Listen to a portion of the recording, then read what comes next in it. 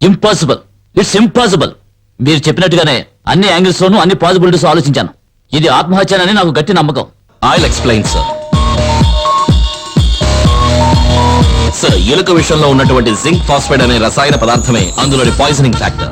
5 గ్రాముల zinc phosphide చాలు ఒక మనిషి మరణించడానికి. కానీ అటువంటి కేసుల్లో మనిషి చనిపోయేది 10-12 గంటలు గడిచిన తరువాత. డోసేజ్ ఎక్కువయ్యే కొద్దీ మరణం కూడా చాలా త్వరగా సంభవిస్తుంది. రమ్య విషయంలో మరణం చాలా త్వరగా సంభవించింది.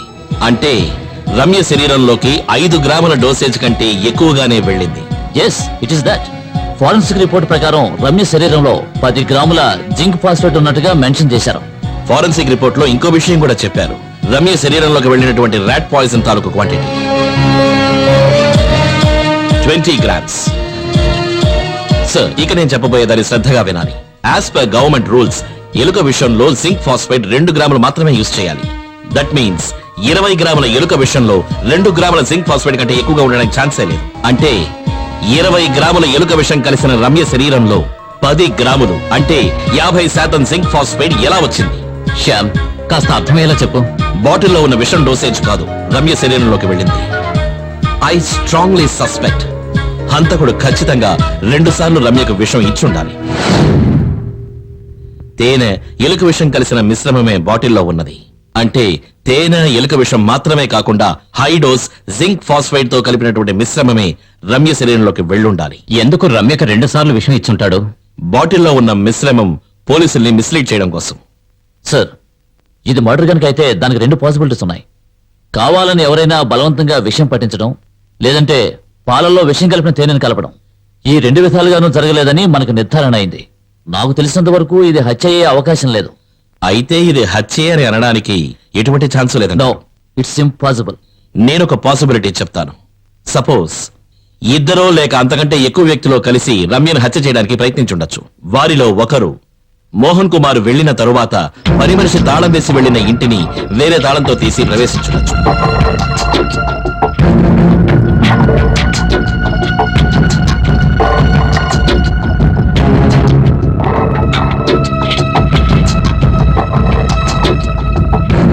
రమ్య రూములో లేని సమయం చూసి ఆమె మంచం కిందన దాక్కుని ఉండొచ్చు.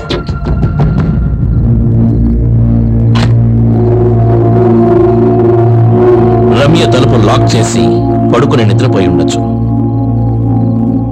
రమ్య బాగా నిద్రలో ఉంది అన్న నమ్మకం వచ్చిన తరువాత ఆ వ్యక్తి మంచం కింద నుంచి బయటికి వచ్చుండొచ్చు. తన చేతిలో ఉన్నటువంటి విషం బాటిల్ మూత తీసి తేనెతో కలిపిన విషాన్ని మెల్లగా రమ్య నోటిలో పోసిండొచ్చు. ఆ తర్వాత తను విషం కలిసిన మరో బాటిల్ ని బెడ్ మీద విసిరుండొచ్చు. అలా చేసిన తర్వాత మళ్ళీ మంచం కిందకి వెళ్లి దాక్కుని ఉండుండొచ్చు. అతనితో పాటు వచ్చిన కొంతమంది వ్యక్తులు హంతకుడి కోసం బయట వెయిట్ చేస్తూ ఉండుండొచ్చు. పని పూర్తయిందని తెలిసాక వాళ్ళు తలుపు తెరిచిన వెంటనే హంతకుడు కిచెన్ ద్వారా తప్పించుకుని ఉండుండొచ్చు. ఈ విధంగా జరిగుండొచ్చు. ఈయన ఎంతో మూర్ఖత్వంగా మాట్లాడుతున్నారు. నిద్రపోయే వాళ్ళ నోట్లో విషం పోస్తే అది కడుపులోకి వెళ్ళదు, వెంటనే వెలుగు వస్తుంది. వాళ్ళు చనిపోయే ముందు బాగా స్ట్రగుల్ అయిన లక్షణాలు వాళ్ళలో కనిపిస్తాయి. ఒకవేళ ప్రతిఘటించగల పరిస్థితిలో రమ్య లేకుండా ఉంటుంటే? సార్, స్వయంగా తీసుకుందా లేదంటే ఎవరైనా బలవంతం పెట్టి తీసుకుందా అని తెలియలేదు. రమ్య 3 స్లీపింగ్ పిల్స్ తీసుకున్నట్టుగా ఫారెన్సిక్ రిపోర్ట్ లో ఉంది. నిద్ర మాత్రలు వేసుకుని నిద్రపోతున్న వ్యక్తి యొక్క నరాలు పనిచేయలేని పరిస్థితిలో ఉంటాయి. అటువంటప్పుడు ఎలా ప్రతిఘటించగలరు? ఓకే, ఒప్పుకుంటాను. బట్ ఎవడైనా హత్య చేసిన తరువాత అక్కడే ఉంటాడా? ఎలాగైనా తప్పించుకోవాలని చూస్తాడు కదా. ఒకవేళ పోలీసులు గనక ముందుగా వచ్చుంటే అతను పట్టుబడేవాడు. అదేగా మీరు అడగదలుచుకున్నది? ఎస్, పోలీసులు రావడానికి ముందుగా రూమ్ లో ఉన్న వాడిని తప్పించేందుకు దారి కల్పించడమే బయట వెయిట్ చేస్తున్న గ్యాంగ్ యొక్క కర్తవ్యం. సార్, పోలీస్ సర్వీస్ లో నేను ఈ రోజు వరకు ఇటువంటి స్టూపిడ్ రీజన్స్ ఏనాడూ వినలేదు. వింతగా ఉంది. నేను ముందే చెప్పాను ఇది ఒక పాసిబిలిటీ అని. ఇలాగే జరుగుండాలి అని నేనే నిర్ధారించట్లేదు. Then tell me what's your point? He said it's impossible. ఇది ఒక హత్యా ప్రయత్నం అవ్వడానికి ఎటువంటి ఛాన్స్ లేదని. అలాగే నేను చెప్పిన విధంగా జరిగే అవకాశాలు కూడా చాలా చాలా తక్కువ. ఒప్పుకుంటాను. But my question is it humanly possible? It is possible. That's my point. నువ్వు చెప్పిన దాన్ని బట్టి చూస్తే ఈ విధంగా హత్య చేసిన వాడు మాస్టర్ మైండ్ అయ్యి ఉండాలి. మన ప్రతి కదలికని గమనించొచ్చు. తెలుసు సార్. దీన్ని మనసులో ఉంచుకుని నేను పత్రికా విలేకరుల ముందు ఇదొక ఆత్మహత్య అని ఒప్పుకున్నాను. నేను తప్పుదారి పట్టాను అన్న సంతోషంతో హంతకుడు స్వతంత్రంగా బయట తిరుగుతూ ఉండుండొచ్చు.